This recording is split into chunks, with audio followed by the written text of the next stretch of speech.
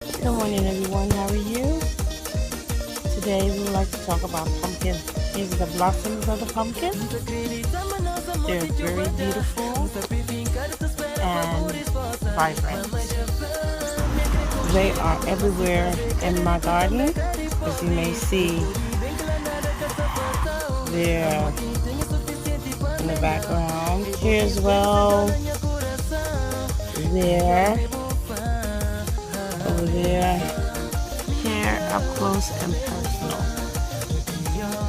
So I'm going to show you what I picked for the day. So bear with me for a minute. And guys, here we have pumpkin blossoms. You can eat them. They're high in vitamin C and D. And guys, please like, subscribe, and share.